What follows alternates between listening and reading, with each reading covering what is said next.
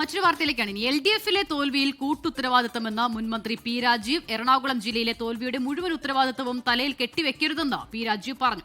ജില്ലയിലെ സെക്രട്ടേറിയറ്റ് അംഗങ്ങൾക്കും നേതൃത്വത്തിനും തോൽവിയിൽ പങ്കെന്നും P Rajeev. വീഴ്ചയുണ്ടായിട്ടുണ്ടെങ്കിൽ തിരുത്തുമെന്നും P Rajeev പറഞ്ഞു. ലാൽകൃഷ്ണ കൊച്ചിയിൽ നിന്നും ചേരുന്നുണ്ട്. ലാൽ, ഒരാളുടെ തലയിൽ മാത്രം, അതായത് രാജീവ് പറയുന്നുണ്ട് തന്റെ തലയിൽ മാത്രം ഇതൊന്നും കെട്ടിവെക്കരുത്, കൂട്ടുത്തരവാദിത്വമുണ്ട്, തോൽവി അതങ്ങനെ തന്നെ കാണണം എന്ന് പറയുന്നുണ്ടല്ലോ.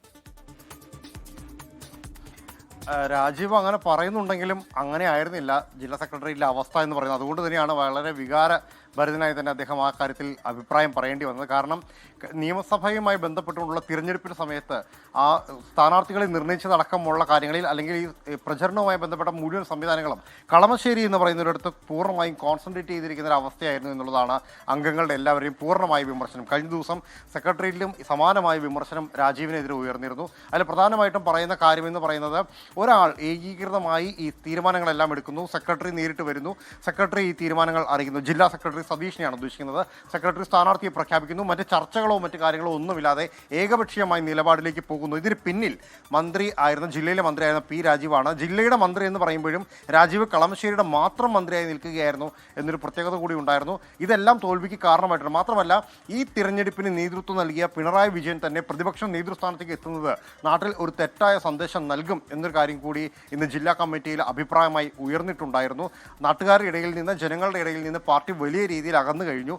ആഡംബരത്തിൽ മാത്രമാണ് പാർട്ടിയുടെ നേതാക്കൾക്ക് ഇപ്പോൾ വിശ്വാസമുള്ളത്. മാത്രമല്ല, ഒരു നേതാവെന്ന് പറഞ്ഞ് എടുത്തു കാണിക്കാൻ പോലും ഒരാളില്ലാത്ത അവസ്ഥയിലേക്ക് പാർട്ടി മാറി. ഇവിടെ നിന്ന് തിരിച്ചു വരിക എന്ന് പറയുന്നത് പെട്ടെന്നുണ്ടാകാൻ പോകുന്ന ഒരു കാര്യമല്ല എന്ന് തുടങ്ങിയ വലിയ വിമർശനങ്ങളാണ് ഉണ്ടായിരുന്നത്. ഇതിൽ മുന വെച്ചുകൊണ്ട് തന്നെയാണ് പി രാജീവിനെ ലക്ഷ്യം വെച്ചുകൊണ്ട് തന്നെയായിരുന്നു വിമർശനം ഉണ്ടായിരുന്നത്. അതിന് മറുപടി എന്നോണമാണ് രാജീവ് പറഞ്ഞത് തൻ്റെ മാത്രം ഉത്തരവാദിത്തമല്ല, ജില്ലാ കമ്മിറ്റിക്ക്, ജില്ലാ സെക്രട്ടേറിയറ്റിന്, പാർട്ടിയുടെ ഓരോ നേതാക്കൾക്കും ഇതുമായി ബന്ധപ്പെട്ടുകൊണ്ടുള്ള ഉത്തരവാദിത്തമുണ്ട്. തൻ്റെ മാത്രം തലയിലേക്ക് വയ്ക്കരുത് എന്നുള്ളതാണ്. പക്ഷേ പ്രവർത്തകർ അടക്കമുള്ള ആളുകൾ, കമ്മിറ്റി അംഗങ്ങളായിട്ടുള്ള ആളുകളെല്ലാം തന്നെ ഇത് നിരാകരിച്ചുകൊണ്ടാണ് കഴിഞ്ഞ 3 ദിവസമായിട്ട് നടക്കുന്ന കമ്മിറ്റിയിൽ പി രാജീവിനെതിരെ ശക്തിയുക്തം വാദിച്ചത്. തിരുത്തൽ നടപടി ഉണ്ടാകും എന്ന് പറയുമ്പോഴും അത് ഏത് രീതിയിൽ വേണം, എങ്ങനെ വേണം, ഏത് തട്ടിൽ നിന്നും തുടങ്ങണം എന്ന കാര്യത്തിൽ പോലും ഒരു ധാരണ ഉണ്ടാക്കാൻ ജില്ലാ കമ്മിറ്റിക്ക് കഴിഞ്ഞിട്ടുമില്ല എന്നുള്ളതാണ് ദാരുണമായ സംഭവം. ശരി, ലാൽകൃഷ്ണയാണ് വിവരങ്ങൾ നൽകിയത്.